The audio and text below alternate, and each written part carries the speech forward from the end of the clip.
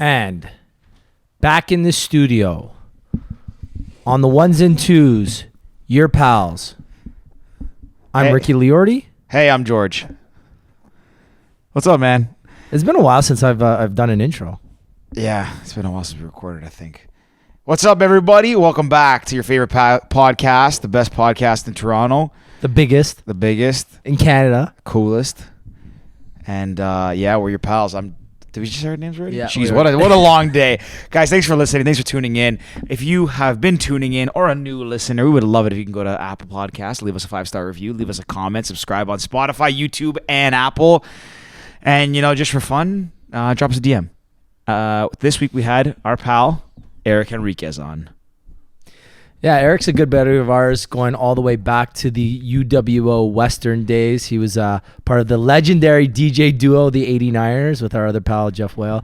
But we got to catch up. We had Eric's younger brother on earlier this year, or last year maybe, and a bunch of his other artists that he works with. So good to catch up with him, talk about some of the artists he's working with, and focusing on his career in artist management. Thanks for coming on, Eric. Let's give a big shout out to our 6 sponsors. We'd like to give a shout out to our presenting sponsor, Cottage Springs. They make some of the greatest vodka waters, vodka sodas out there. Definitely check them out at your local LCBOs. 0 carbs, 0 grams of sugar. We've said it on this podcast numerous times. Some of the best drinks we've had. They just actually released a new raspberry lime vodka water and a new vodka lemonade. So check those out at your local LCBO or check them out online at Cottage Springs. And that vodka water, by the way, is in like a 4-liter box or something.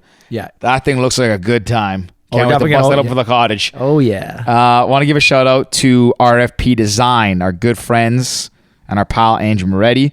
They were gracious enough to donate to provide us with this incredibly beautiful couch that has really made our studio space and our online video pop a lot more. They make custom furniture. They do custom beds, custom couches, custom chairs, custom dressers. Anything you need for your house, custom, that they can make it. Andrew is not. He is a serial entrepreneur and one who is not shy to take on any new task or project. Nothing's too big or too small. They got to be one of the fastest growing custom furniture manufacturers in Canada. Shout out to them. Shout out to the team over there for making this amazing couch. Shout out to Andrew. Go check them out, guys. www.rfpdesign.com and let them know the pal sent you. And I guess last but certainly not least, give a shout out to Cast, our baby and the newest and hottest social voting platform. Also no social media, but we're trying to get away from that because we're trying to be a little more objective. And what we're trying to do is be the objective assembly of public opinion. How we do so is we remove the friction of participation in online conversations by allowing people to be honest, authentic, unique, objective, and just downright curious. We eliminate the social pressures. We eliminate the influence. We eliminate all of those things that would skew someone's opinion in order to deliver fully objective and transparent results to our users and let them think for themselves. Because at the end of the day, everyone should think for themselves. I think that's about it. Go to joincast.co. to download now. We are in beta, but the app is still fully functional and is up and running. So get on there now to get your usernames and start casting today because it's about to blow up. My pal, LFG. Let's go. It's so minor. Did you change it? What'd you do? It just fits everything much better. Everything's like in frame much better. now. Yeah, I like that. Well, we're here. The pals are back again for episode 100 and whatever we're on now. Hey, what are we on? How far are you? This would be probably, I think it'll be episode 112, give or take. 12, that's my lucky number. Is it? Yeah. Okay, so now we need to make this Jordan, Gotta episode make 12. it 12. Is it 112? If you check the master schedule, it'll show you which episode this is. Anyways. That's your number? That's a cool tattoo. That's a family number, yeah. Nice. What's it mean? It's my dad has this weird idea but it's kind of true. The number 12 has followed us quite a bit, or starting from his home that he grew up in. Our first family home was 48, 4 plus 8, 12. Our next family home, 12. Bunch of other family members, 12. No way. My first condo was 408, 12. So, you like numerology, you look for it. Things, and I just liked it. I like the number 12 now, cool. so I got it. I like tattoos. I like how you have just small ones all over the place. Yeah, it's cool. Yeah. I'll never go all 4 of us have this. All 4 fit. My dad has it here where I have it, My brother has it here. And my mom got it there too. Oh, that's nice. Shout out to Nick, one of our early pals. Yeah. He was an early one. He was in the upper Yeah. in my condo in the up little den. Yeah. Yeah. I don't even think we had video when he came on. Yeah. Yeah. Did we have video? He was probably the first one or one of the first ones. One of I the think he first. might have been the first one. I think. No, I remember he Kylie was the first. or Crash. Kylie, then Crash, then probably Nick. Yeah. That's Yeah, yeah. very early. That's like May? No. It would have been Earlier. around May. April, May. Yeah, because Almost a year. Yeah. Almost a year ago. That's crazy. Yeah. Yeah. Yeah. Now the big brother's in studio. Now it's the big brother. Yeah. We had to get good before we got, get you in the professional. Yeah, man. But how's everything been with you? Good. Finally, like we were just saying, the sunlight's back, so I feel alive. Came out of the den, came out of the cave as much as I can. Work is busier than ever, so it keeps me inside. But I was talking today, I'm like, when are they going to finally invent the laptop screen that you can work outside with? Like, why has that not been like done? a glare-free. Glare-free. Like, I can't do it. That's and then you interesting. take it outside and the thing just heats up. It sounds like it's going to take off. You have it outside in the sun for 15 minutes. I'm like, okay, I got That's to it. go I'm Yeah. done. outside. Okay, order a couple drinks. That's it. Yeah, yeah. Workday's over. Workday's over. On the phone. That's how you reach me. Yeah. We got to put that on Cast Radar. Maybe we'll get Grade and help us out with that one. There That's you go. it. Yeah. There you go. New That's an project. idea. Yeah. Yep. It's that's one thing that I find tough as well. Like I really like to get outside, anything like reading, doing work, whatever. I just like, especially when it comes to doing laptop, being productive and getting work done, it's impossible. The tools don't work, but then also I find when I get outside, I just get so distracted so easily. Same way. Yeah. It's so much harder to send. It's already hard for me to send one email. I hate being on the computer. Sending an email while being distracted by the outside, the glare, this and that. I'm like, Yeah. totally. I'm the type of person that has to be locked up in the dungeon office with one little window to like focus. Yeah. I get it. Otherwise, it's the worst. For me, if it's nice outside, my productivity just like plummets. Yeah. Because I just want to go outside. I want to go for a walk. I want to just hike, play some sort of outdoor sport. That's why it's like Monday to Friday. Don't bother me during the day. It's a no because as soon as I get outside Monday to Friday, my day's gone. Yeah. The rest of the day's like And productivity is different for me. I'm not someone that can like I said, I'm not good at emails. I'm not someone that I like to be. I mean, the way, I found myself in this world is just by meeting people, talking at festivals, not sending emails to people. Emails is like the unfortunate part about it. But I prefer to we're doing a song with someone, call them. Hey, I have this idea. Let's work on this, whatever record. get together Let's get in this person. record deal. Let's get together in person. I'm much more valuable like that. Emails, I'm like, fuck, I can't wait till I can hire someone. You prefer like the old school, not old school, but just more the face-to-face communication, like For sure. interpersonal stuff. It's way better. I mean, you can't deny. It's like you can build that relationship with someone in person. You can't do that by sending them an email. I've sent emails to people, not gotten a reply 3-4 times, finally meet them in person, get their number, hit it off with them, and now you've never sent an email to that person again because you call, you text, whatever. Yeah. To me, I find that more valuable. Well, you Agreed. travel quite a bit for work. You're at a lot of events. You're meeting people. How's that been for you now? Like, did you find it At first, I was terrified. I was like, I'm not the world's being forced indoors, work from home. I'm like, I don't do this. My life was like 2-3 times a week in LA. I was, going to meet people, kicking down doors. Like that's, the nature of the business. And then all of a sudden I was forced inside. But then this kind of really cool thing happened where everyone who was inaccessible became widely accessible. So I'll never forget, probably sometime in May of last year, I was on FaceTime with a buddy and we were catching up. He manages a lot of incredible producers and songwriters. He's part of Post Malone's management team.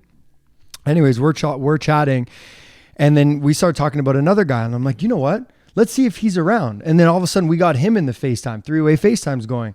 Then another buddy's name came up and then it kind of became this thing. We had 5 or 6 of us in a FaceTime group chat and it was like having a lunch meeting or running into everyone backstage at a festival. You just kind of people are coming and going. And I was like, well, if we can do this, maybe we'll be okay. Yeah. So a lot of FaceTimes, I've never done this position more in my life, to the point where you get the stand, it falls and I'm switch to the laptop and now it's the FaceTime, but you can't do the walking around. Yeah. I'm someone that's on the phone. I got to walk around. So it's, now I'm still have finding problems with it all. So you found the ways to adapt, but you're still learning. Finding the ways to adapt. Yeah. But I just can't wait till I can throw the computer out the window and go back to it. Yeah. Do you think it's been better that And for those who don't know, a lot of this references like you're managing your brother Nick as well and Yeah. stuff like that. Like, do you find that it's been a lot? I don't know how to phrase it. Like, obviously being in person, meeting people at festivals, at events, at kicking down doors. You're a great people person, so I think that comes naturally to you. But on the flip side, do you find it's helped expand your network at all by doing it this way and like getting to talk to people you wouldn't have been able to talk to otherwise? It's hard to say if it was this new way of communication that allowed it to open up, but the business definitely grew exponentially over lockdown. I think part of that is because people became more accessible. The executive that may be on a million meetings a week, who's just not checking his phone, checking his emails, is now forced to check his emails because he's got nothing else to do, became accessible. So more opportunities came. And then there's the other side of me that's like all the touring artists had nothing else to do except for make music. So we also got busier because of that, because a lot of new songs are required. They need to be written, they need to be produced. And that's where my brother comes in specifically. And so everything grew. So while and also we didn't have a lot of like live event exposure. My brother doesn't tour, a lot of my other clients weren't at that point of touring yet. So we got kind of lucky. We had other revenue streams, and those revenue streams expanded a lot. So I don't know if the success came from lockdown or just it was perfect timing. It's hard to say, but I'm definitely excited for things to go back where we can get back down to LA, and that's the center of it all. I like to think of like getting in and out often will be the move, like a week there, 3 weeks home, 2 weeks there, 2 weeks home, kind of back and forth. Because I just remember now, you guys moved down there before lockdown, or your brother went down? We went down September 2019. We moved back, and then we came home for 2 weeks, March 14th, 2020, and we never went back. Yeah. And never went back. We thought, this is wicked. We're going to go home and party for 2 weeks. We got an Airbnb. We basically, my girl, like this, Olivia's her name. She came and stayed with us for 2 weeks. Nick had a girlfriend at the time. She was staying with us. We went, $500 LCBO. Let's make all these cocktails. All of a sudden we were cocktails cooking. And then 2 weeks go by. We're like, what's going on? Yeah. Here we are. Yeah, almost a year later. Another thing that popped into my head that I thought about, because we've had some musicians that have talked about the same thing. Like, everyone's more accessible, everyone's available, everyone's trying to collaborate.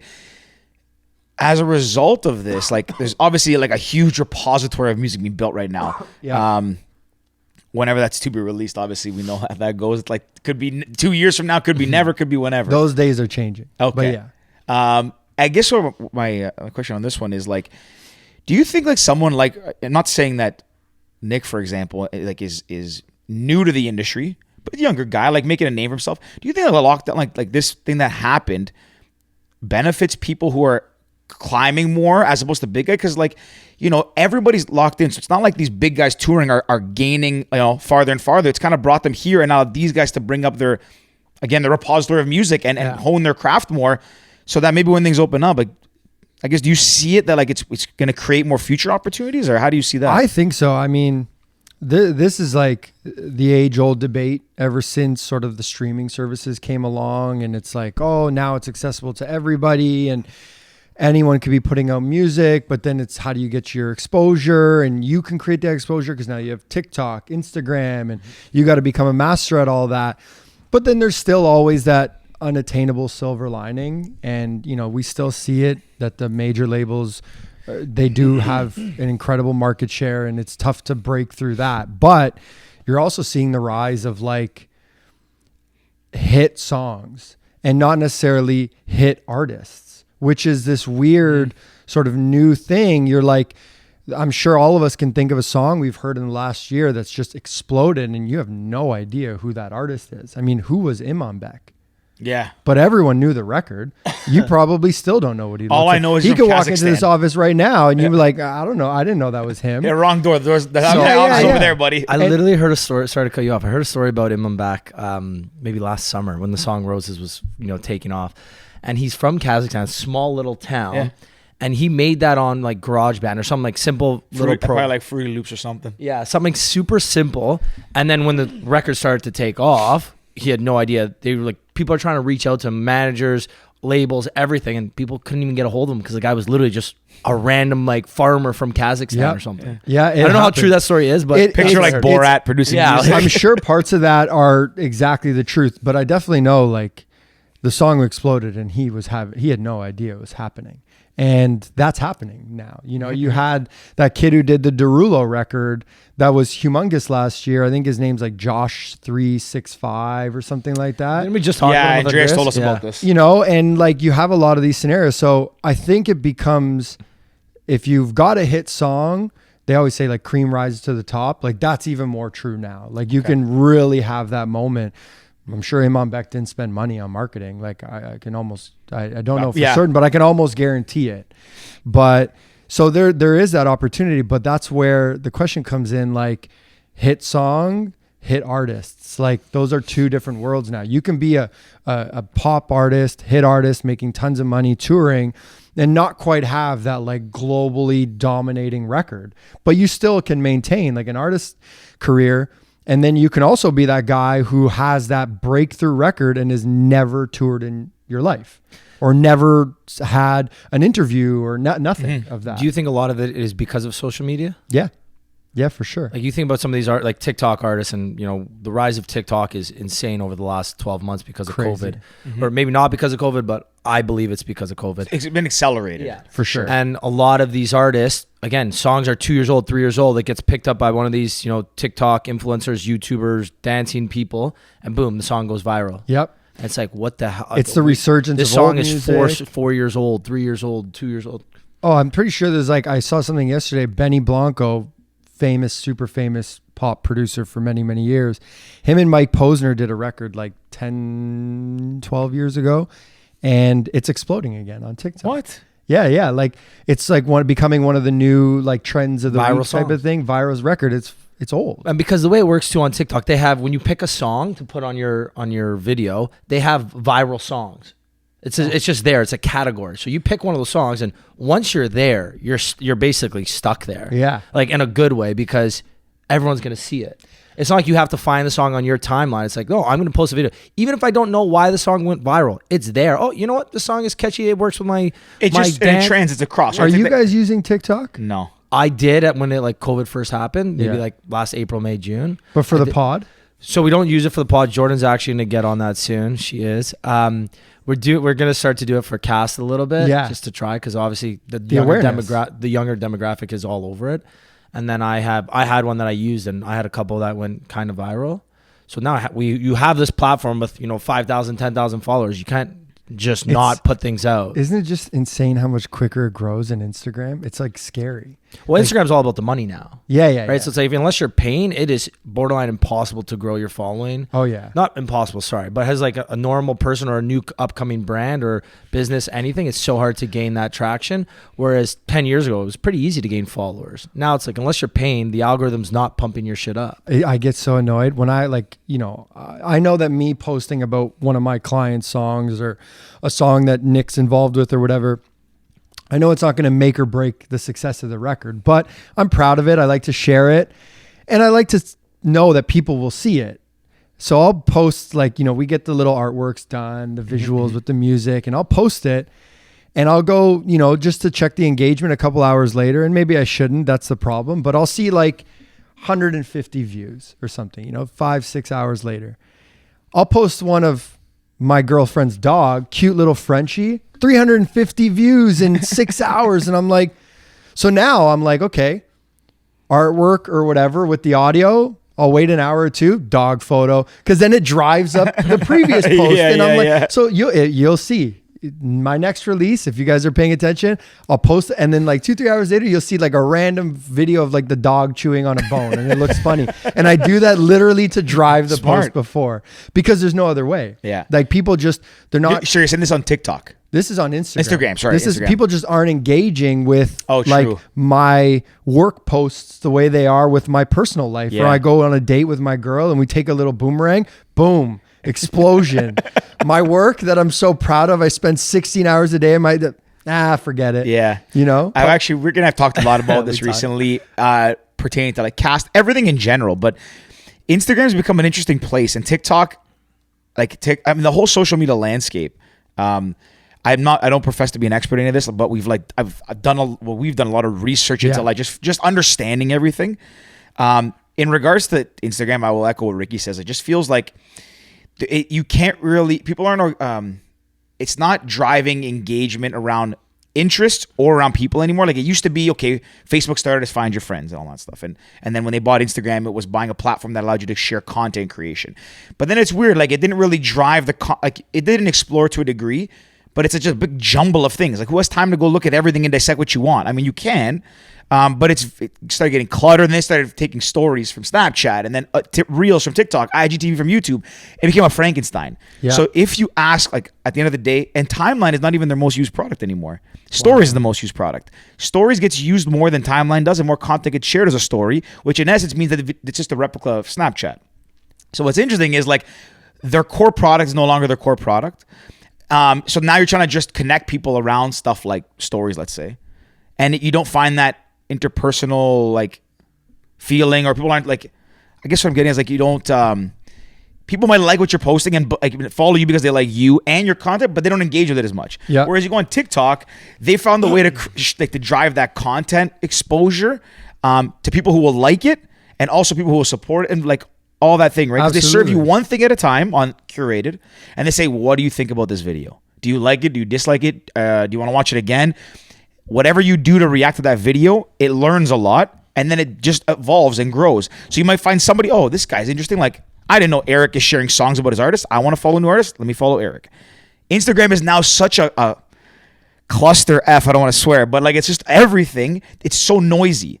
Yeah, so even if you like something, you don't really know how to attach to it, and it's just like there's so much going on. I tell my clients that are artists, I'm like, you got to use this platform, and you got to stop creating one sort of general piece of content and hoping that it's going to work on all these different platforms.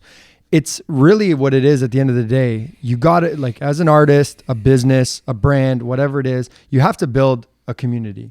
Community is arguably the most powerful way to expand anything you're working on and bring awareness that goes above and beyond ad dollars. Mm-hmm. Ad dollars, you can start to elaborate on that community and build that community, but without there being like a little core foundation there, it's never going to grow. And so like you're watering nothing, essentially throwing ad money at something where there's not already something going on, like a conversation being had. And so what the best use of all the different platforms, in my opinion, is like small tidbits where you can create like a loop.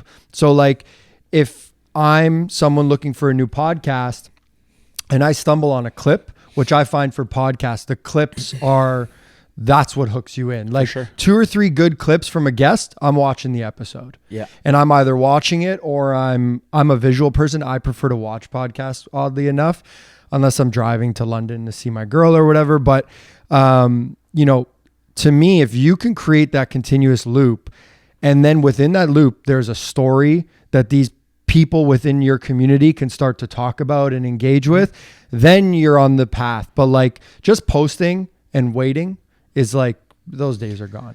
You can't do that anymore. And do you know what? One thing too, I found, at least with social media and the ones that currently exist, it's all about consistency. Yeah.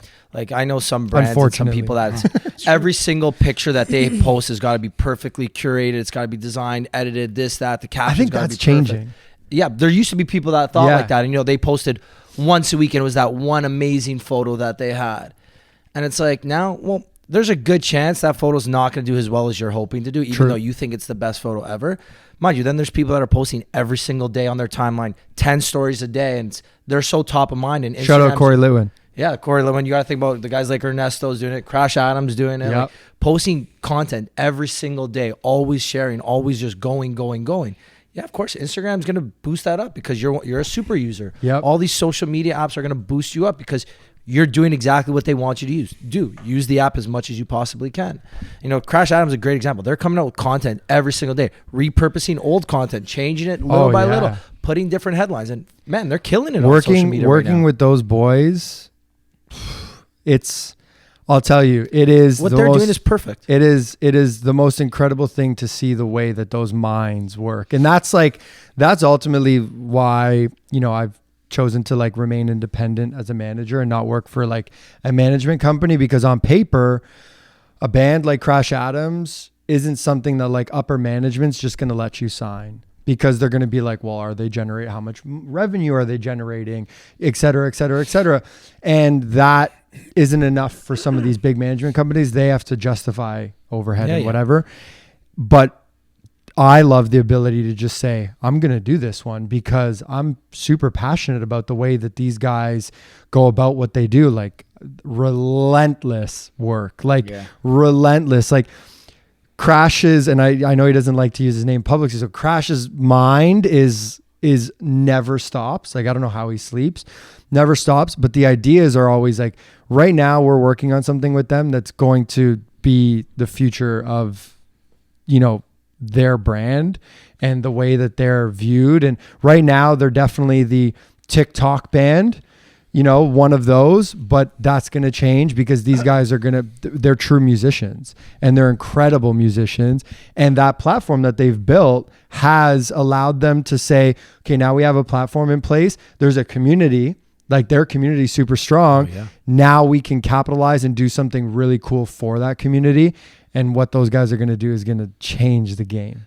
Crash Adams was one of our, it's still top 3 of our most popular episodes. Yeah. Because when we released the episode, I think a day or two later, Crash and Adams both went on, one went on Instagram Live, one went on TikTok Live, and they were talking about it, and it just blew up. Yeah. And because their followers That's their are like, community. yeah, they're legit followers. They're real. They care about every single thing that they do. You know, the newest TikTok trend is coming out. Boom. You know, within 24 hours, Crash Adams is doing that trend. You know, the problem with the music business is the valuation so heavily skewed and weighed on like someone's streams, and the rest is sort of discount add-ons like, oh, great social following, that's worth 5 points. You know, great engagement on socials, that's worth another 5 points. Ooh, streams really well, that's worth 100 points. Like, it's so differently skewed. And so someone like them that don't stream well as per the social norm now accepted, they're not a real music band in some people's eyes. But these guys write, produce, record, mix, master, adapt all their own music, and then do different versions for live performances, which no one's ever seen. Jay, while we're doing this, book Crash Adams their second episode. We gotta remember that. I'll tell you, bring them on after we've launched this new initiative. When is that? When is the new initiative? It's in development right now, and they're putting out they're capping off this first chapter of releases as like an album, and then there's going to be like a new album, and with that transition period is going to come a bunch of really cool.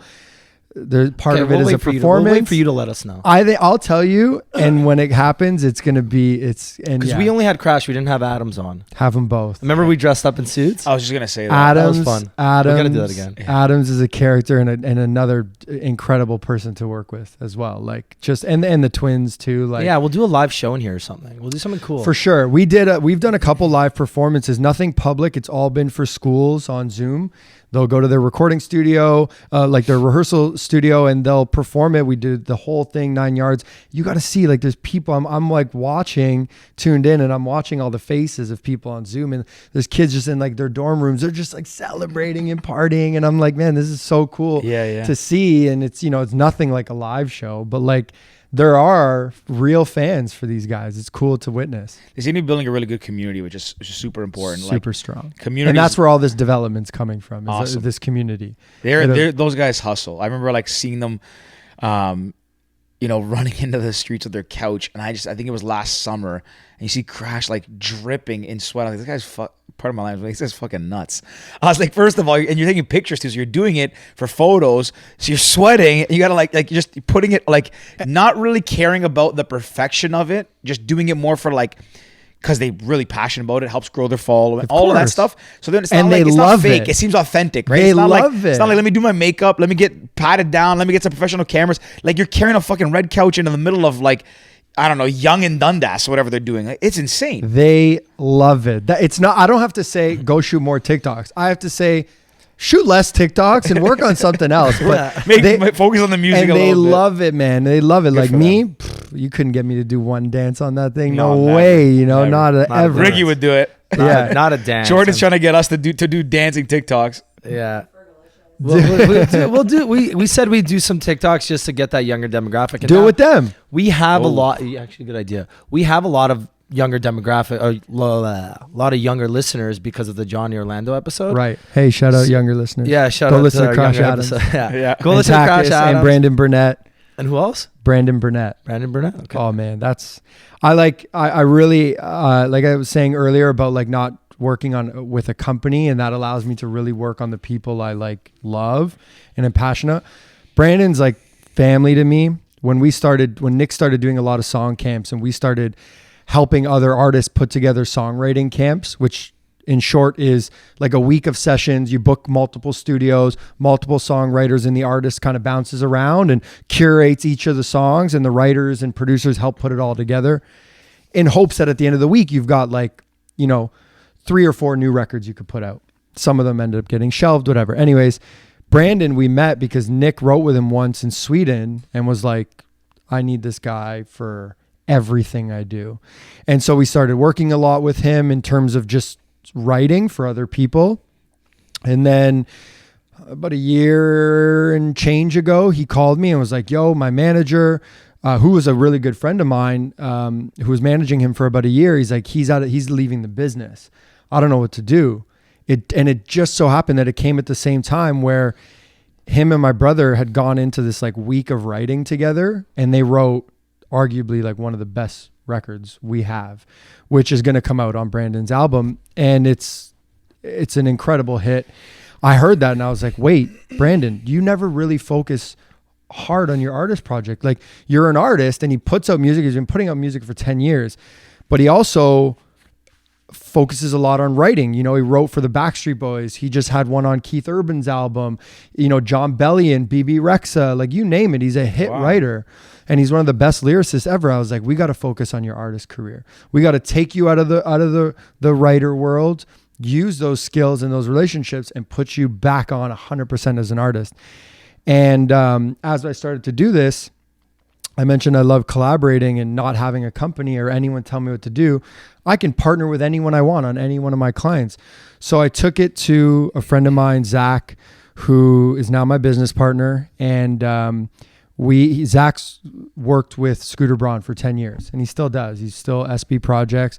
He took Brandon's music to Scooter, and they fell in love.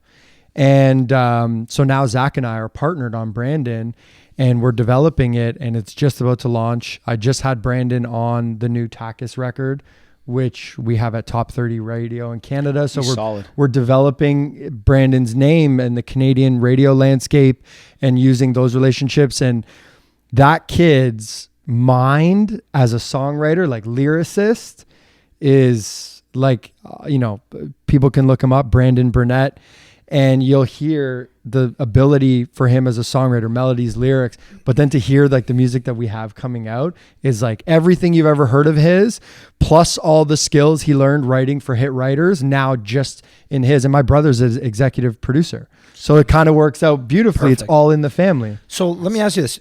No, go. That's awesome. Do you so you work independently? Do you have your own artist management company? Mm-hmm. And then you, I guess, partner with other people for certain projects, and the projects being the artist? Yeah. Okay, very cool. So you can I have, love it. let's say you can have a roster of 10 people, but let's say 5 out of the 10 you do with other people too. Yeah. And So people are that's like, cool. well, why do It's you do that? different. You lose money. I'm like, no, I gain access and creativity and resources. Like, I don't lose money. Never did it for the money. You guys know, I used to work at the bank. I was in wealth management. Like, I was the kid just going to festivals, and I loved music since I was a little kid. So I was always trying to find my way in. And then it turns out my younger brother ended up being the key to that. But, I tried it to be the artist. And like, I sometimes think, I'm like, man, imagine TikTok was around when we had the 89ers. Like, I was literally waiting. That's what I wanted to ask that question next. Like, what happened? Who knows? The sky's the limit. Jeff Whale, man. Yeah, the sky's the limit. That's what I wanted to ask is like, would you have preferred to have made it as an artist, or do you really enjoy the business side?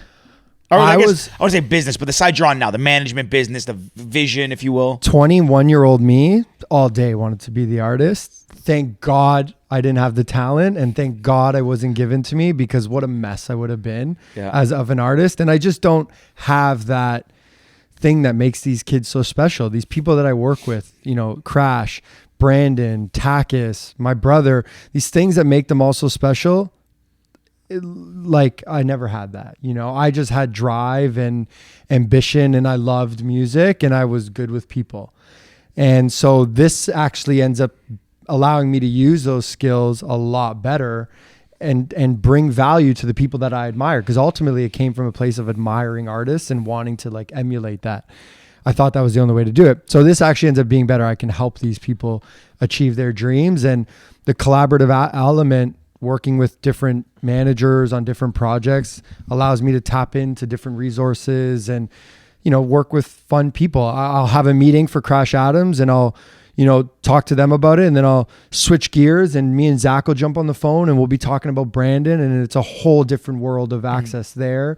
And you know, with my brother, it's us too, and we kind of co-manage Takis together. So my brother and I started like a production and publishing company, and Takis was our first artist that we signed. So I don't like have a management contract with her. I'm just the co-owner of the production company that, you know, partnered with Takis to build up that career. So that's even a different type of, you know, relationship and a different type of transaction. So it's all about doing what makes you happy, I guess. Yeah. Love that. That's really cool. Shit, I had a question. I fucking forgot now. Is it about sports cards? No, I want to get to that, but are you, you know, you have your artists you manage now and all this stuff. Are you constantly looking to bring on new artists? Are you more like, let me cultivate what I have, and if stuff happens organically, like what's your state? I think you have a maximum ability to, because remember, part of the job is being creative. It's business, but part of the job is being creative and understanding the creative. So you have a limited creative ability. You know, when you're like listening to one artist's creative vision and trying to brainstorm with them, and then you have to go do it 2 hours later with another one and another one, you can only maybe do that for like 4 or 5 people effectively.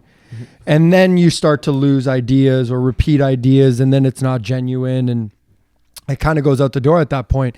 So I think where I'm at now, I've got my brother and another producer, Milano, that I manage completely on my own. Takis, which we're the production company for, and my brother's my partner on that. So he helps with a lot of the creative there. And Takis himself, he's a businessman, so I consider him more of like a partner than a traditional client. And then Crash I share with Zach, so I have some help there and resources, and you know, Crash, those guys are wild, and that requires a lot of creativity. So I think to me it's like the max. Okay, but that doesn't mean, you know, for me I'm all heart, no brains when I make that decision. I'm never thinking like, oh, how much time do I have? I'm like, wow, I see this person's vision. Like, I got to be a part of this ride, you know? Yeah. So I've been approached, and that's the most humbling experience ever. People come to you that you admire, and they're like, yo, like, and it's hard to say no to people because I'm the yes man. And so I'm learning that skill. But I think more than clients is I'm looking for partners, and with partners brings the ability to take on more clients. Okay. So like, even like, I don't want to say a younger me because that's boring, but someone who's looking to get into the business, if you're in management, I would love to speak to you. I've, been talking to a lot of younger managers and finding out my way to help them. Things that I wish I knew 6-7 years ago when I was getting into it. How can I help that younger generation and bring value to them? And then, thus hopefully they can help me write a couple of emails, because I hope to never do that in a long. I can't wait. For me, my definition of success, when I never have to write an email again. I swear, I say this all the time to my girl. She's like, what? But like, it's true. Like, if I never have to write an email again, I've made it. To stay on that same thing, I actually believe the same thing. And I don't know if you've ever heard of it. There's a cell phone. It's called a light phone. It's a light phone. It was created by these two guys in New York, I believe New York. And it basically has phone call, text, like not iMessage, just text. I think podcast feature, like you can upload podcast, and navigation on a calculator, and alarm. That's it. Wow. 6 features. My brother had it. I saw it online one day, and I was like, I thought I knew he had it. So I messaged him. I was like, Yanni, do you still have his phone? He's like, yeah. I'm like, do you use it? He's like, no. I'm like, perfect. Give it to me. I took it. I went to Freedom Mobile. Got an $11 plan. So unlimited calls and text a month. $11. No data. Or like a couple hundred megabytes. Whatever, yeah. And that was my phone I would take around. This is before Cast started. So like I didn't need to have a cell phone. Like I consider a cell phone a tool. I fucking hate it. But I would take that out with me. Rick would hate it because I'd annoy him because I wouldn't have all the numbers I needed in and all this stuff. And I'm like, Rick, like he's like, just bring your fucking phone out. It's your fault. But anyways, I did it because I like you. I don't like being attached to my phone or emails or whatever. Like I like to just move at my pace. Now, ironically enough, we started a social media company, so that's out the window. But the day that to your point as well, when I make it, is the day that I can just carry that phone with me and not have any emails on my phone. Never mind answer an email, like not even have to open it in the day. Justin Bieber just got rid of his cell phone and he only uses an iPad. So he can only do like data call, like Zooms, like for meetings or whatever. Like you reach him through other people now. Like he literally got rid of his phone. And I'm like, that's got to be the best feeling ever. When like people that need to reach you, they know how to get a hold of you, and obviously like and they call family, stuff, friends, but like the rest of the nonsense, no, man. But to that point, like it's not that I don't love doing business, is I just don't like sitting in front of a computer answering and following up. Like a lot of my job is following up, which is okay because it's how I grow the business, and a lot of my like relentless follow-up systems have allowed me to get opportunities. So like I sound like a whiny complaining about it, but like the truth is like it's great, but the part of it that I just want to be able to like, if I'm sitting down talking to a client and they have an idea and I say, oh, you know who'd be perfect for that? I want to call George because I know the guys have the Cast app and maybe this will work with them. And I pick up and I call you, you know what I mean? And we say, this is my idea, blah, blah, blah. Or like, hey, let's grab a coffee and talk about the idea.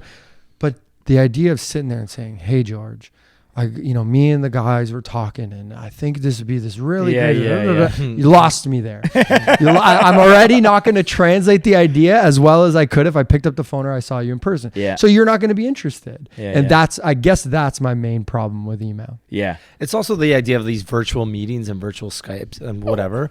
I'm so over all of them. Yeah, I know. Like, we had to do a lot of them for 15-minute windows. Yeah. I'm in and out. No more talking about COVID. Yeah. I literally hate it. So when I work at construction, we do a lot of our stuff, lunches, face-to-face meetings. Well, now all the sales guys, first off, I don't mind sales guys. I know it's their job to try and sell, but sometimes you just want to sit down and chat about the industry. Who's buying, who's selling, who's doing what, who's doing this, who got this job. And salespeople know the most because they go around every single day just chatting with clients in the industry. Well, now when they call, like, oh, can we set up a 15-minute Skype call? It's like, no, absolutely not. I'm so sorry. Like, I want to talk to you. When our office is fully open again, come on in, bring some donuts, bring some snacks. We'll sit down for 30 minutes, even an hour if you want. Yeah, whatever. But I'm not doing a 15-minute Skype catch up. Absolutely not. Call me or show up when it's available. Absolutely. But I'm not doing any more Skypes, virtuals. Like even with the podcast, like the virtual episodes, it's not the same. You lose the vibe. We need some amazing people via Skype. Patrick Chan, we met recently, one of the greatest Canadian figure skaters of all time. I saw that. Amazing. Jade Eagleson, again, such a cool dude. Josh Adamson, trainer over at Lift Corktown Lift. Yeah, such amazing people. But when you're not sitting in the same room with them, with the energy and the vibe, it's completely different. It's like songwriting, dude. Like this happened in the songwriting world when everyone got forced to do Zoom sessions. My brother literally, and it was a battle for a bit with Andreas. He was like, I'm not doing Zoom sessions. And I was like, okay, like I always hear him out, and being his older brother, and I do this with any one of my clients, I'm not the guy that's like, yes, whatever you want, I'll just go and do. I'll challenge you to get more out of you and for your best interest. But I heard him out, and I was like, I get it. You lose the vibe. Like you're trying to like produce a song while on Zoom with two writers who you're trying to produce, and all of a sudden you see their mouths moving, but you can't hear them. You got to like, hey, you're on mute. Oh, they're trying to write. Oh, can you stop producing for a second so we can whoa, like where's you're writing about songs that have a lot of emotion and meaning and purpose, and all that goes out the window. It basically just becomes a transaction. Like But then I've also had great songs written on Zoom. So then that becomes tough because you're like, well, it's still goods coming out of it, but it's definitely not the same as getting together with some friends, getting into a room. You all catch up for like an hour. You know, the first hour of a session is like, what have you been up to? What have you been up to? And then someone will say, oh, that's a great idea. Maybe we write a concept like this. And the other guy will go, you know, oh, I had this melody I was thinking about. And that's all happening organically. It's very hard to emulate that on Zoom. Yeah. So it's, to your point, it's almost like my brother was to the point where then he found the way through it, but he was to the point where he was just like, I'm not doing anything till it's in person. Well, a year later, you know, we can't just keep waiting for that moment. So he's done some incredible stuff, probably the best of his life still on these online sessions, but you know, it didn't come naturally. It took there was an extreme learning curve there for people. Yeah. I don't like these video calls. I'm not a fan of them, especially like building. I mean, the podcast alone, talking to people, it's hard to feel that connection and stuff, and read a room. But even building a business, like Cass started in the middle, early on in the pandemic. In June we started, and our team started growing from like August, September, like making more hires through the year. We hired 3 more recently. Like we're getting there because we know each other now, so we can kind of communicate better. We have one-on-ones, all that stuff, but like. It's so hard, like, to build that human connection and just like, have those fleeting stories, or like, hey, by the way, did you know this? Or like, did you do that? I mean, I can imagine like even being in a studio, like, being on a Zoom call, you're trying to get the project done. Yeah. When you're in a studio, you kill time by telling stories and making jokes, and that inspires other things, right? So you don't get those external influences, I guess. Yes. You're missing that. That's the realness of it. That's what makes hit songs. Like this driver's license song that blew up on TikTok, the Olivia Rodrigo one. Yeah, Jay loves it's that a story. If you listen, it's just the girl telling a story, but it was a story that probably came about with people talking about something and, oh yeah, this, that. And then they put it into, an arrangement that works for a song, and boom, now you have one of the biggest hit records of the year. And then there's also the delay on Skype and virtual calls like Zoom, Skype, Google. There's that little delay. And on this podcast, one of my favorite things is those kind of comeback jokes, the circle jokes. And we actually had one of my favorite ones with your brother, remember? When he's saying that some of the songs he loves, but then Eric doesn't love them, so they don't release them. And I'm like, give them to me, I'll release them. It was funny. And like, that's funny. I love shit like that. Yep. It's cheesy and it's corny, and our listeners probably don't even give an F about it, but I do. I love it. Yeah, I love it. Well, we did one a little while ago, I think with Brad Smith, and he was the first Canadian Bachelor as a CFL player. And I said one, and it just, I guess because of the delay or someone else was talking at the same time, it's just crickets. I don't know if you heard Didn't even acknowledge it. And it's happened so many times. Virtual calls, I don't even bother with those jokes anymore. Heartbreaking. And there's sometimes I'm like, that's a funny one. Can't say it because by the time I say it, they missed it. George was talking. Oh, sorry, what'd you say? Oh, joke's gone. I'll just go F myself now, right? Like, yeah, you guys are great storytellers. So I think like your format relies a lot of that personal, connection, and that's hard to emulate. Yeah, it's so tough. It's impossible. Yeah, I don't like it. One thing I do want to add, I've thinking about this, not relevant really at all, but you said salesman. You know what I've been getting bombarded by more now is like on like LinkedIn and stuff like that. People been like, they'll add you, and I'll add anybody. I don't care. I know you're a salesman. It doesn't matter. I'll grow my network. But then when they hit you with like, they'll send you their value prop, their pitch. It's like, hey, let's try to connect with other entrepreneurs. I'm like, cool. I know something's coming after this, but whatever. I'll bite the bait. And then I accept it. And then like a day later, I get that long paragraph like, oh, this is what we do. This is how we can save you money. Do you have time for like a 30-minute call? And this happens very regularly. And everyone is there 15 to 30-minute calls. Like, when can I get you for a call? And I see this and I'm like, man, like these people come to hit you with a sales pitch. Don't lay the value proposition out. Don't know what you do. They just want to get you on a phone call. I'm like, I don't have time to waste 15, 30 minutes on a Zoom call just to hear your sales pitch that has no relevance to what I'm doing. This is completely unrelated to what we're talking about, but a little rant that actually really makes me mad because I see it all the time. It's everyone wants to get you on a call. People don't realize the importance of like how limited time is. And like, and not just that, find out what the person wants. Yeah. Like, how do they know that that's what you want? Oh, I can help you with IT infrastructure. I'm like, okay, we have a CTO who's a genius. You're going to do better IT infrastructure than he does. You're going to help us with like our security. We use Google Cloud. Like, I don't need security. And like it's a vague pitch. Of course. Just want to get you on a call. And the one thing, honestly, I commend people for trying to get people on phones because we're talking a lot about the phone call is the best way to communicate.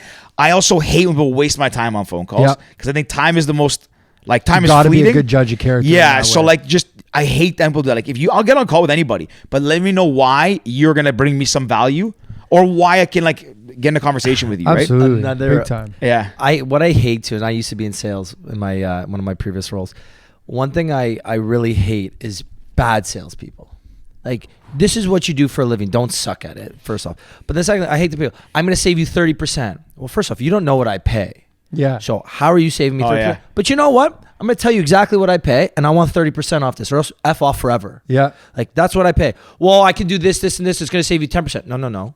You said 30. Yeah. 10% is not worth my time. To save, $10 on something that I, spend $100 on weekly, I don't care. That's not enough. I want 30%. You said 30%. Let's do this. Yeah. I can't do that. Well, sorry, let's scroll up to your first email. You said I'm going to save you not up to 30%. It was I'm going to save you 30%. Yeah. So I want my 30%. Yeah. Well, you understand. I don't understand. Oh, COVID costs. No, don't care. Not my problem. You said 30. Yeah. So is it 30 or is it not? Because 10% I'm not changing. I love that. I'm not Honestly, changing I my respect current that. provider. I hate that. I hate it. shit I salesmen. have Ask to get to know me. Ask to get to know what I do. Ask what I spend money on. Get to know me and what I do. And then I like the salespeople. It's like, you know what? I appreciate everything you do. Your deal's great. I can't better it. No problem. We didn't waste our time. At least I got something out of it. I know my current deal's amazing. I switched cell phone providers at work. This is a little bit of a side story, but at Metric, which is my construction family business, we've been with the same cell phone dealer for the last 20 years. Oh, wow. And we get pitched every time. And you know what? I had some time this winter, so I dug into it, found out our plan. I took the pitch from the other guy because he said he's going to save me money. He guarantees he can save me money. Fuck it. Okay, let's have this conversation. Pitched me. I went to my current provider. I said, look, this is your deal to lose, but currently you're losing. Like, this other deal's noticeably better than yours. Came back to me a week later and goes, yeah, I can't beat it. Wow. And then he kind of laid down and said, hey, like, yeah. And the new provider reached out to you, just cold email? Cold call. He knew call. One of his employees is neighbors with one of our employees. So like kind of they connected the dots, and then me and the president ended up speaking, and he goes, yeah, I'm going to save you money 100%. We looked at it. We saved a good chunk of change. That's incredible. My current dealer was like, Ricky, I understand you need to leave. Like, this deal, so we left TELUS and we went to Bell. Yeah, we left TELUS and we went to Bell. And he's like, yeah, TELUS and Bell made this very easy. He's like, yeah, I completely understand. I respect that. I have a because I'm not closing that deal for maybe in 5 years when TELUS decides they want our business back. They're going to make a better push, and he's going to be like, hey, you know what? I know what you're paying. I remember I told you to leave because that was going to save you money. I want to get you back. Here's how I'm going to save you money, right? I wasn't a very good salesman when I was younger. I didn't have the need for it. Like, I was in a completely different business line at the bank. But having Jeff Whale as my best friend, wow. Yeah. Like, you want to talk sales? Like, that guy can sell you the pen. Like, and then a box of them. Yeah. And I learned a lot. Like, him and I lived together for a short period of time a couple of years ago when I was starting to grow in my business, and having that front row seat, learning the sales position from him was incredible. Yeah, it was incredible. He's got a mind of, because part of sales is like being allowing the other person to feel very comfortable with you. He'll remember something about some surgeon's kid that the guy said 6 months ago. Oh, is your kid still, how's he doing with the hockey thing? Like, has he ever fixed his ankle? And the doctor will be like, wow, this guy cares. Yeah. And boom, he's got whatever he wants now. He's in. I'm like, man, that's tough to do. I got to keep notes of everybody. I have a terrible memory in that regard. So, like, I often forget people's names and shit. But yeah, to even Ricky's point, like, when people come at you with these like things, I grew up in again family business, so I've been around salespeople. We had salespeople. We don't have a sales team in our company anymore. We are the salespeople because to me, I think in general, when someone comes to me with like a sales shtick, and I'm like, okay, I can read the website as well. Like, tell me something I don't know. So I like that's on my shout out to my dad, Christos, and actually our VP, Paul. They told me from a young age when I started, they're like, I wanted to go into sales because I thought I was a good people person. Yep. They're like, do not go into sales. People look at you like a salesman. Like, be in operations so you understand the business and the fundamentals and how everything gets done. Because when somebody comes, you want to sell the product, you're not just telling them, oh, we can do X, Y, Z. You're telling them the intangibles of how we work, how we run, our philosophies, our operational approach, everything. And that's incredible. That's the way to sell something, right? Because almost anybody can tell you what a product does. Not everyone can tell you why a product does what it does, how it works, why they need it. And I'm very grateful that I learned that early on, because then salesmen would come to my office, like what Ricky's saying, and give me a pitch. And I was like, honestly, man, like I don't have time for this. And that's why CEOs, the best CEOs are, generally speaking, come from the mailroom. Yeah. Because they understand everything about how that infrastructure works, right? They're not just coming in at the top level and doing, business analysis and just, cutting the fat. Yeah. It's not about that. It's really about selling people on how you go above and beyond anyone else providing that service. And the only way to know how to do that is to understand how it all works. Yeah. If you don't, you're out.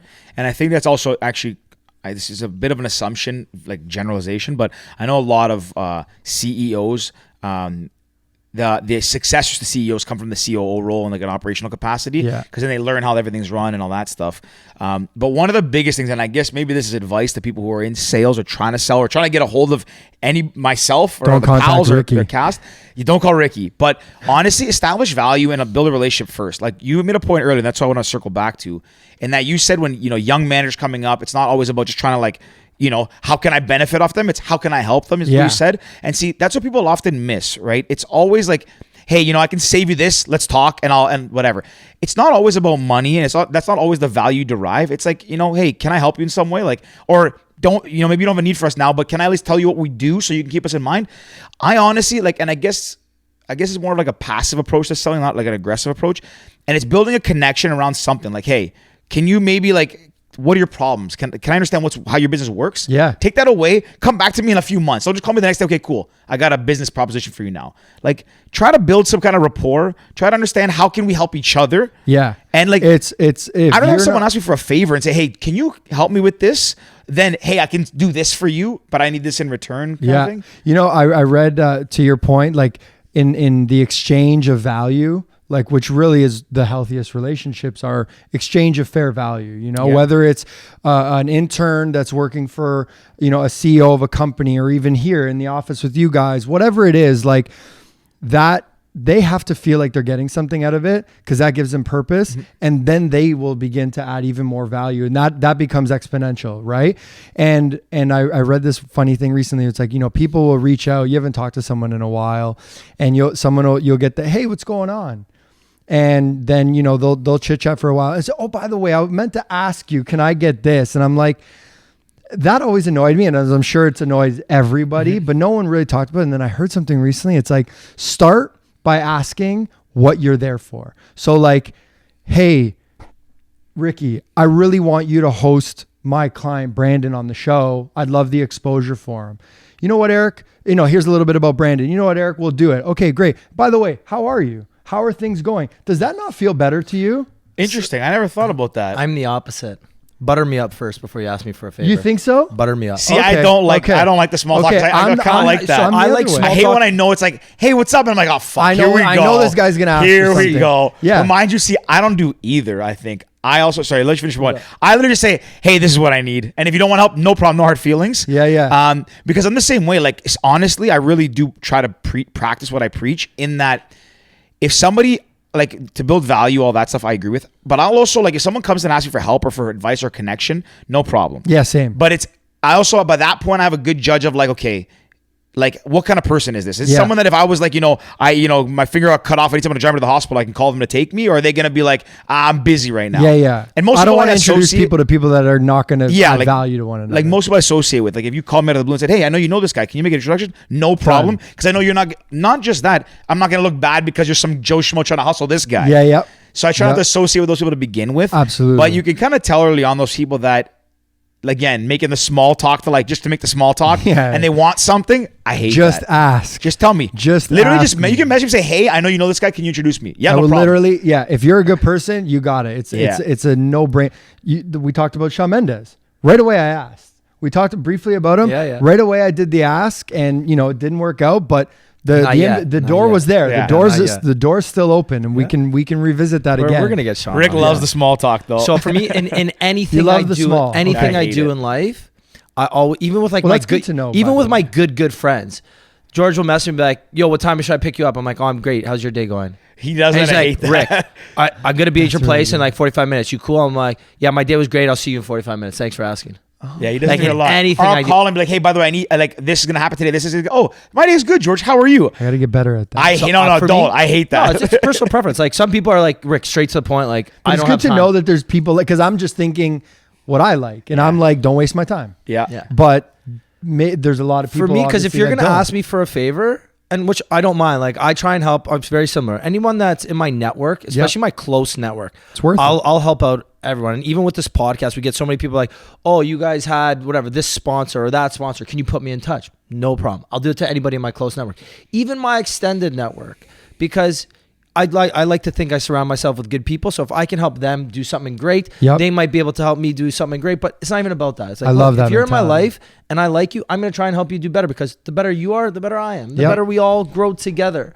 Collaboration, man. Yeah, exactly. That's it. It's really But comes there's down to that. sometimes where people that aren't even in my close network, and they'll be like, hey, Ricky, can you share this for me? It's like, first off, you don't follow my podcast. You don't follow my app. You've ignored my last 2 messages when I've asked you for something, and you really think I'm going to share this for you? Yeah, no. Butter me up. Say, hey, Ricky, so sorry. I saw your last 2 messages. I'm going to go and download your app right now, and I'm going to subscribe to your podcast. How are you? How are they going? They're going great. Thank you so much for asking. By the way, can you share this for me? No fucking problem, man. I got you. Yeah. But at least like there's always a give and take, especially if you're not one of my boys. You're not one of like the girls, I guess, whatever. If you're not, it's like butter me up and let's do something fun together. Like, see how I'm doing. Ask me. Maybe I'm having a fucking shit day, and the last thing I want to do is share your dessert Garbage. company. Yeah. Like, Dessert. I get a lot of Ooh, dessert companies. whoever's got the lately. dessert company. Send them to me. I'll share all of them. I told man, I send them to Elaine too, because I was like, you know what, you downloaded my app for me. I really appreciate you. You asked a couple questions, you answered 50 or something. You know what? Hey, Elaine, next time you need those chocolate tea bombs, milk bombs, whatever. Go to they're called, so-and-so. Call so and so. Yeah. Yeah, And yeah. I wish I knew them off the top of my head, because I would give them a shout out right now. But I had like 3 or 4 in the last month. Dessert companies? Dessert companies. Send them my way. Interesting. Because I lately Yeah. I've been doing a lot of outreach with people. It's like, hey, hope all is well. Hope you're doing great. Launched a new app. Would love for you to check it out. Would love your feedback. They said, great, no problem. I'll check it out. By the way, I've got a dessert company. Mind taking it? No problem. Here I follow Elaine. You need some desserts? Hit these people up. Would you trade the hard work that it's taking to get that it took to get pals off the ground, now Cast, would you trade all of that for an easy 9 to 5 with your 5 weeks vacation? No. Oh, never. Yeah. No I shot. actually- Isn't it weird? It's like we want the pain. Dude, I'm like, we just recently with like Cast, especially like our co-founder Dave has a full-time job, and I mean, we have full-time jobs. We're in a different Yeah, position, but we all took 2 weeks off to just work 100% of our time getting ready for the launch. We're kind of going back now for a bit. I'm part-time going back. I'm honestly kind of dreading it. Sorry, Impact. Sorry, everybody. I'm only dreading it because like getting used to just having to struggle and do the things from the ground up in the beginning, getting to wear sweatpants and t-shirts to work, working on our time and on something that I'm like insanely passionate about, or we're insanely passionate about. I don't mind sitting and talking to people till like 5 a.m. and like, messaging them, sending text messages, emails, like writing like blog posts to help expand like our vision and creativity and all that.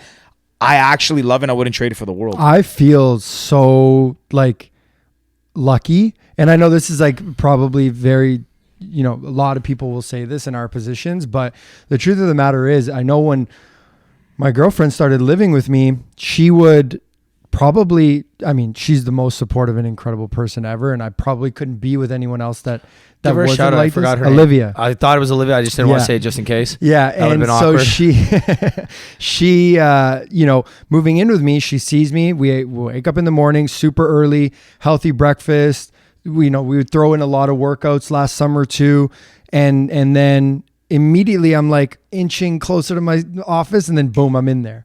And some nights it'll be, I like to spend time with her. Obviously, I love it, so I'll try to unplug, but then I'll bust up the laptop for an extra hour, and To get she that looks one at me and email she's written, just eh? like, what? To get that one email written. To get that one email that that takes me, callback, 2 hours. So, yeah, there it is. He was Wouldn't have had always that waiting on for that. Zoom. and it almost didn't happen. See, you Yeah. almost missed it, and we're in person. Imagine Yeah. that on Skype. Yeah. Never. Over the head. And gone. so, but I try to say this. I'm like, my parents will call. Oh my God, it's a Sunday this morning. They call me. Oh, it's a Sunday. You're working. It's not working. Like, Yeah. I love this. Yeah. Like, I love this shit. I'll do this for free. Yeah. I did it for free for a long time. I didn't make a goddamn penny for a while, and I still was enjoying it. So that part's lucky, and that's why I always ask. I'm like, some people will just, I like just the 9 to 5, and I'm cool. I get my paycheck, I get my increase 2.5% every year. I get my little bonus check, 5 weeks vacation. That's enough for me. No, sorry. I don't have to be honest, I would do this with no vacation. Yeah. Like, because I can do this on vacation. Exactly. I take my laptop to Portugal, I do it there. Yeah. Like, I'm good. On that point too, like we're just before we started this, we're talking about the podcast and this office space and everything. Like people, I think we said this before, our podcast, like, we break even. Thank you to our amazing sponsors. Break even. Thank you to Cottage Springs, you beautiful people over there, and providing us. Springs, by the way, they're incredible. Sun's out. We're gonna have one right after. So just so everyone knows, usually we have 6-pack on this counter as a display. There's only 3 of the vodka lemonades left. We have demolished them. Cottage Springs, thank you so much. I want to Please demolish send more one right now. I'll send you some. Take some home if you want to. That's what they're here for. Grab one. But what I was gonna say is, like, what we do right now. Honestly, very fortunate to come from, like. That's nice. Very fortunate to come from, like, families that have supported what we do. Same. Shout out my parents. Yeah. Damn, to have a family business where my dad says, okay, you're okay, whatever. Like, cause we put, honestly, a lot of our money, if not, I speak for myself, almost all of mine into Cast. The and podcast time too, and time, obviously, but like, it's not making us money. We actually don't pay ourselves. Our salaries at Cast, those who don't know, me and my 2 co-founders, is $1 a year. That's on a bi-weekly basis, 4 cents. So it would cost us more to do the transaction and paying ourselves. Mind you, that's obviously just for like a placeholder. It's not actually, but like, we don't get paid from Cast. We're trying to build that so we can, like you in the early days, so we can hopefully make some money doing it.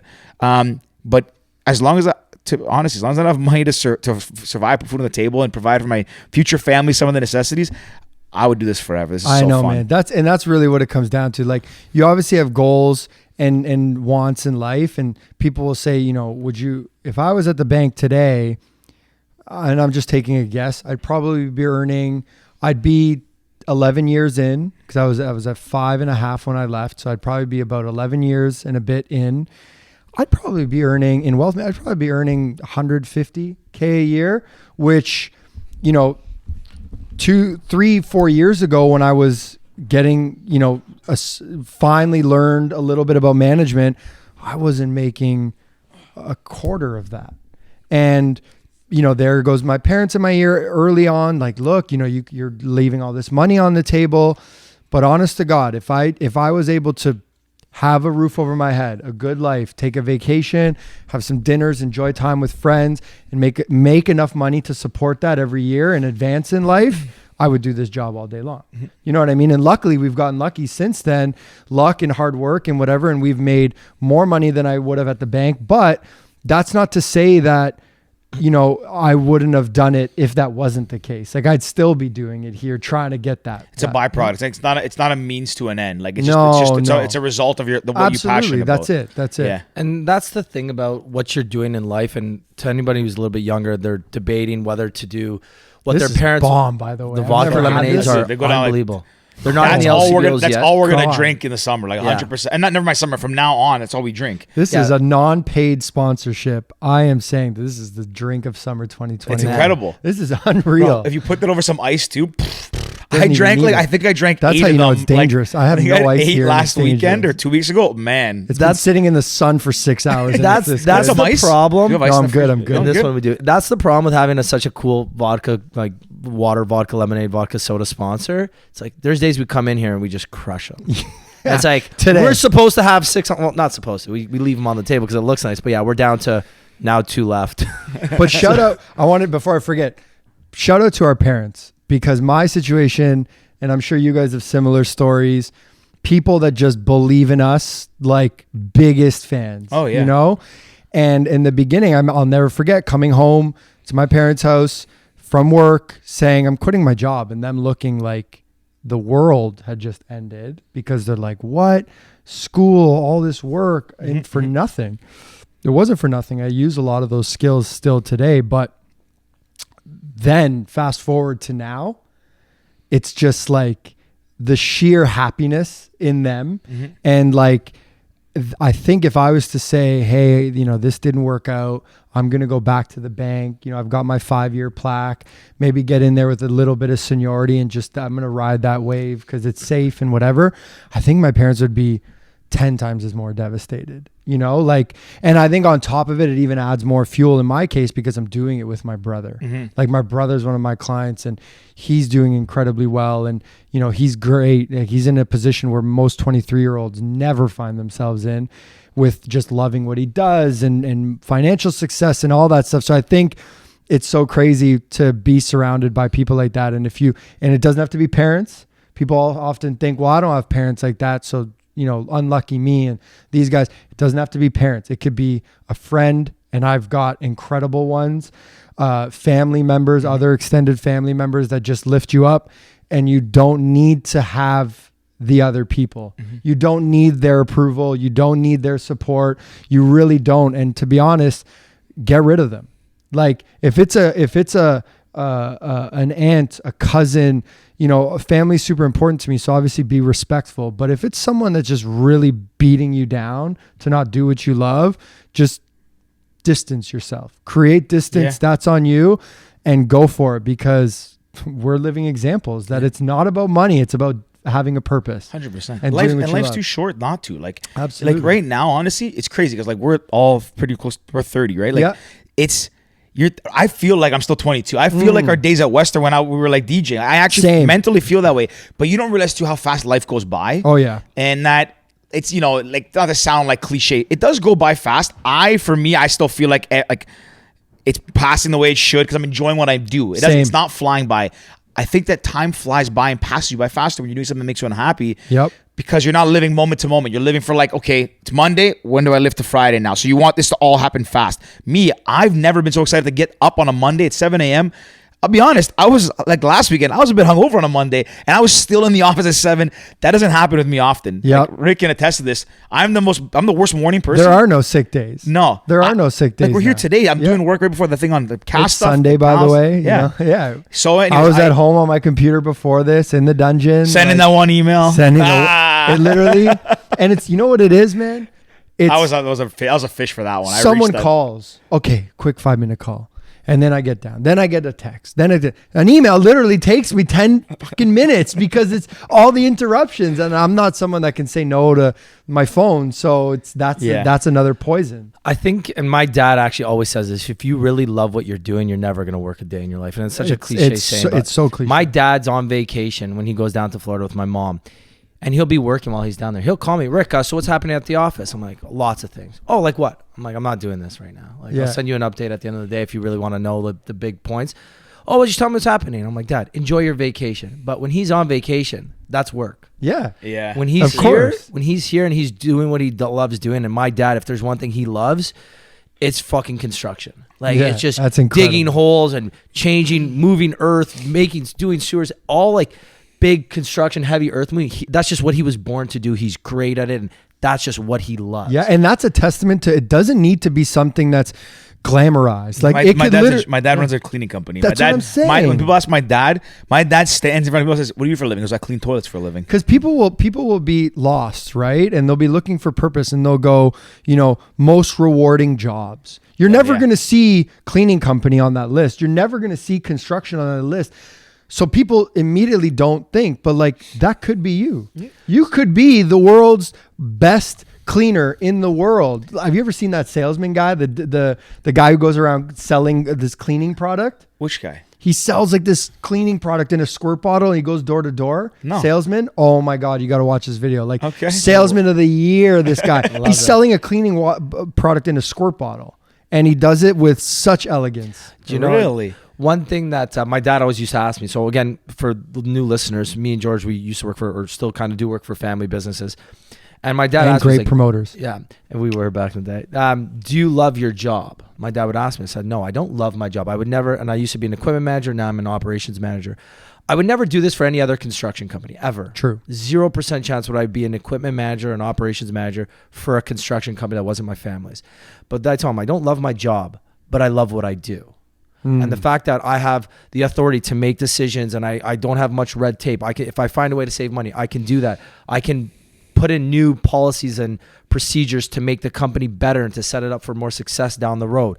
Those are things I can do because of the position I'm in, because of it's a family business, not because of my job title or the actual job itself, but because I have a little bit more free reign and a little bit more authority. I'm able to do those things which I absolutely love. It's also your understanding of how the business works because you grew up around it and you have a lot of understanding, so you know how everything works, kind of thing, from hearing your dad for many years, and then the family thing on top of it that allows you to enjoy it. Like stepping into a new construction company where you have no ties, no understanding about how that one specifically works, you're not going to really... No, you wouldn't enjoy it at all. Yeah. But if you're enjoying the position you're in, and again, people my age, I came from marketing and sales and nightclub and promotion and DJs and rappers and celebrities, like being around people. Yeah, that's a fun, hot, cool, exciting job. Yeah, yeah. You know, like, man, on paper it looks cool. You know, I got to meet Vinny Chase, Adrian Grenier, got to do dinner with him and throw a party with him. Like, back when Entourage just ended. Cool. I threw Avicii's first headlining show in Canada.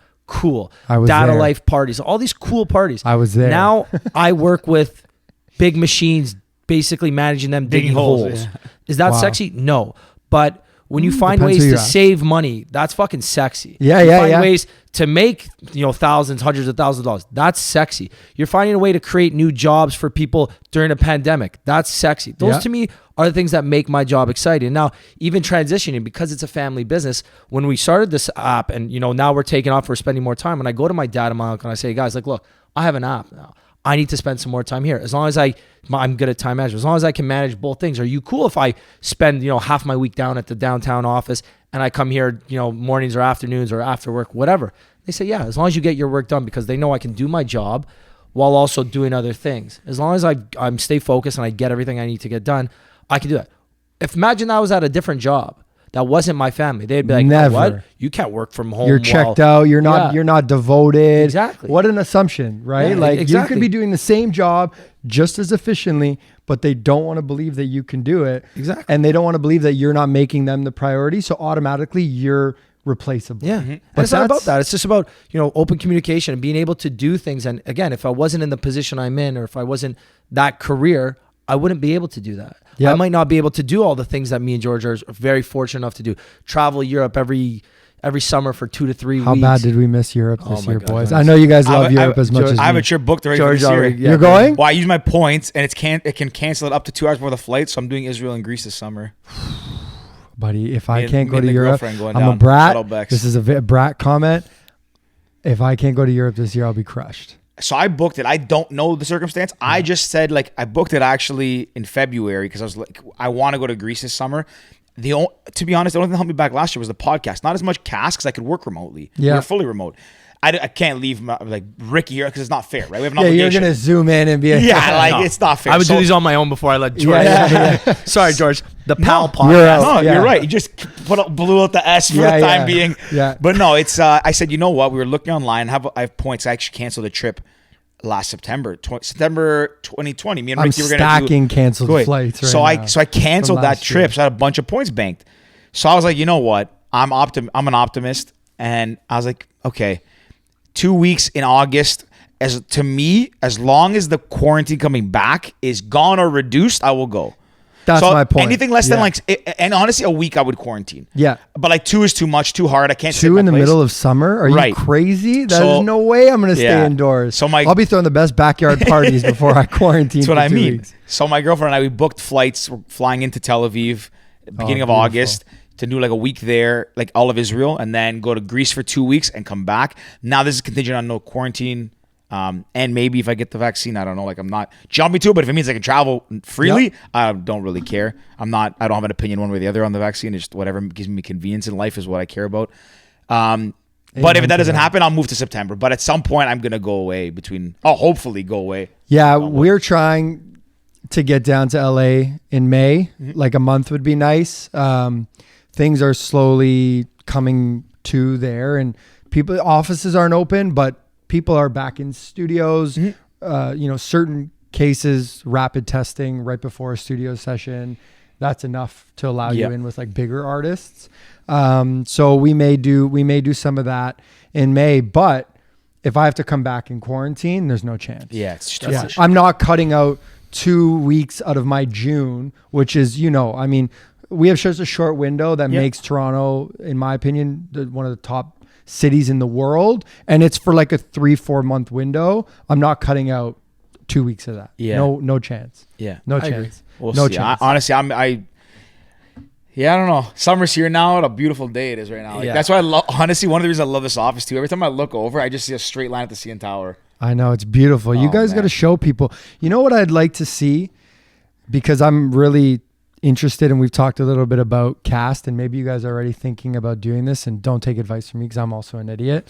And I Not have an stupid ideas, but I would love to see more about the process and the purpose. Like, I understand the application of the app, but I'd love to see like mini clips of like, you know, if it's like a work meeting that you have and you guys are discussing like a purpose behind a new action that you're going to implement, like seeing that discussion, like a clip of that. We're gonna start, documenting more of our meetings and yeah. stuff. But even we started a blog. That's a good idea. Yeah. And the idea is that the blog will kind of show a deeper side to the The app. development, the story. Rather I'm a than story just guy, what the app you know? is. I buy I feel like- into like the culture of something. You just said don't listen to me. That's actually a really good idea. And literally as you said that, it just dawned on me what we're gonna do. Thank you. Yeah, good. Because I knew something good would I come do out of this. understand the No, of app, course you you know, do. and I You're get it, and I creative. think it's fantastic.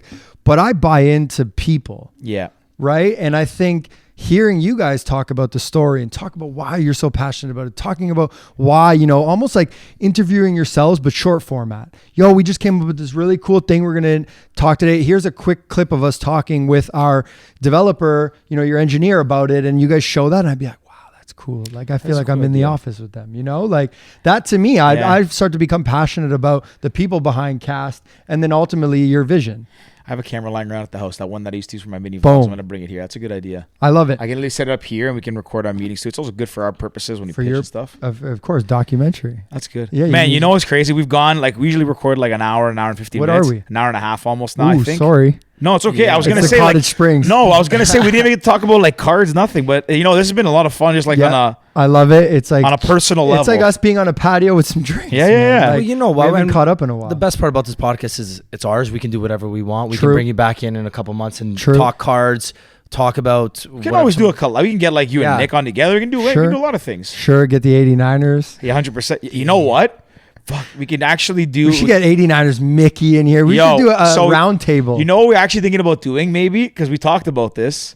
Doing like sets, whatever. Yeah. We're going to think about doing the pals like little thing. Because Ryan Shepard did one. Yeah. This is also preliminary. And sorry if I'm revealing anything, Rick. But maybe doing like a podcast / like live set.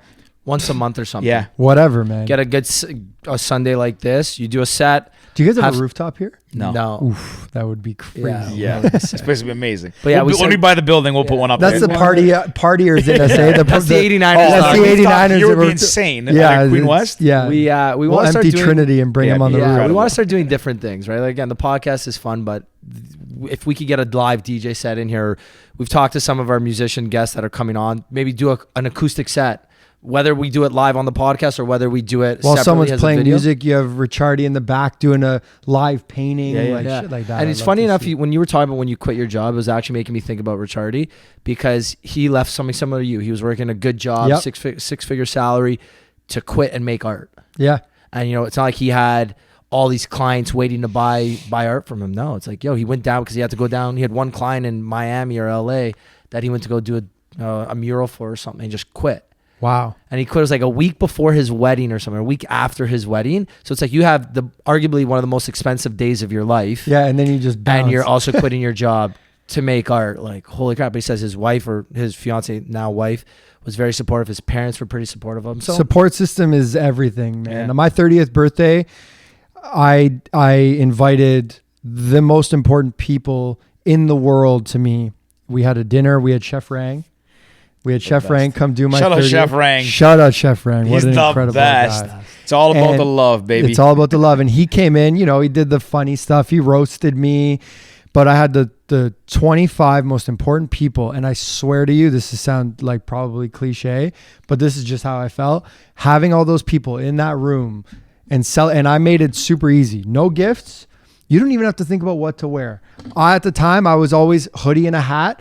Everyone wear a hoodie. Everyone wear a hat. You don't have to think about what to wear. Am I going to wear this? What am I going to do? Literally show up and have a good time. And I swear on that day, I felt like a fucking superhero. Yeah. I was surrounded by all these people who literally just want me to do better and be better. And I felt like a superhero that day. And that's what it's about, man. Surround yourself by those people. Forget about everything else. Forget about whatever, likes, comments, forget about engagements. That shit doesn't matter. Surround yourself with good people. You're happy. No, you said it perfectly. Surrounding yourself with the people you love and also acknowledging those people. And for sure. Like I tell the people closest to me how much I love them on a weekly basis. Like sometimes even like our group chats, I'll write like, I effing love you guys. Like, this is what makes... very often lately too, you do it. This is what... You're in your feels, eh? This Rich is what I've never seen this guy this happy. Like, this is what makes life You said it today when I walked in. Exciting. Yeah. We're in some of the best points in our lives where, again, minus this COVID nonsense, but even with that, I'm still having one of the best years of my life. For real. I'm getting to do something I'm passionate about, getting to see my best friends on a almost daily basis now, getting to spend time with the people I love, getting to kind of meet new people every now and then. This is what makes life exciting. For sure. I've got I've got a roof over my head. I've got money to put food on the table, to buy the little things that I need in life. I don't need many things. What I do need is like love, friendship, creativity, hobbies, excitement, shit like that. That's what I need purpose, for life. Man. Yeah. That gives you the purpose. Now that I have it, I tell everybody involved in my life, I'm like, you guys fucking are all awesome. I love you all. Let's have a great day tomorrow. We came Rick, up. You're awesome, man. You're awesome. You guys are awesome. You're awesome too. We Eric. came up. Thank you. We came up in like a party scene, and that's how we met each other. And I'm sure with that comes a lot of like, unfair assumptions about who maybe we were. But like, hey, we should be proud of ourselves. Oh, for like, sure. Look where we are today. When, like you said, we're enjoying ourselves, surrounded by good people, doing great things. Hopefully I get in the car and I hear my song on the radio and I'm like, I helped someone do that. Like that's you got this on the wall, you got the people listening, and that's, you guys did that. Yeah. That's cool stuff. It's been a fun journey, and like to Ricky's point, like, it's been a really good year, I guess, and in fortunate circumstance. But at the end of the day, everyone got the thing is too, in the last year, not everyone equally, but almost everyone got dealt the same hand in that people, couldn't leave their house, all those certain things. People affected more than others, but it's how you play the hand you're dealt and what you decide to do. Are you going to fold? Are you going to go all in? Like, what are you going to do? Are you going to recalculate and reassess? And it's such a tough one to talk about because some people really are dealt an incredibly hard hand. For sure. And those people are like, well, you can't just say that because you don't know what I've been. And I sympathize with that because trust me, I've witnessed firsthand people being dealt that hand, and it's not nice. But to your point, we've all been given an opportunity to go inwards, be forced inside, and really evaluate. If you came out on the other end of this with either a new hobby, a new passion, more purpose, you did well. You did something that for the rest of life, you'll be able to talk about the pandemic, and I came out of it with this. Yeah. Very true. Guys, I think that's a good, I think that's a good point to start to wrap about up an hour on. and a half. Cheers. Wow. Eric, thank you so much for coming on, man. Thank you, boys. Such a great this was conversation. a lot of fun. It was nice just catching up with you guys. I don't think I looked at the camera. Sometimes you forget it's on. Yeah. Eric, we've got two questions we always ask every guest. Go for it. The first, if there was a movie about your life, who would you want to star as you? Could be anyone from any point. My brother. My brother. My brother. He is like incredibly gifted and talented with vision and like emotions, and he knows me best. So he would be able to do the best job depicting me. I love that one. Yeah. Last question. If you could give one piece of advice to your younger self, what would it be? Keep going. You're going to be all right. Honestly, like, look at what I just said. We were all partiers, like out 3-4 nights a week partying. And a lot of people probably, our parents probably thought, slow down, man. Yeah. But that maybe got us to here. So just keep going. Just trust yourself. I love that. I love it. Yeah. If people want to find out more about you, what you're doing, where can they go? How can they find you? I guess go watch my stories about my clients, please, because on Instagram. I'm really passionate about my clients. Like, I really only work with the best, the best of the best. So Eric 89H, still rep the 89 there. So, love it. On Instagram, and that's about it. Or they, Reach can out send to you, me. or they can send you an email if they want. Send me an email. Yeah, that my future assistant that's out there, you're gonna answer it for me. Love that. Yeah. Guys, if you made it this far, we appreciate you. Thank you for listening. Thank you so much. Give Eric a follow on social media. Follow me, George the Pals. Subscribe, like, share this. Special shout out to our sponsors again, Cottage Springs. You guys are amazing. Shawn Mendes, we're coming for you. Shawn Mendes, we are coming for you. But yeah, thank you Jordan's guys. smiling over there. That's it. Signing off, pals. Ciao. See ya.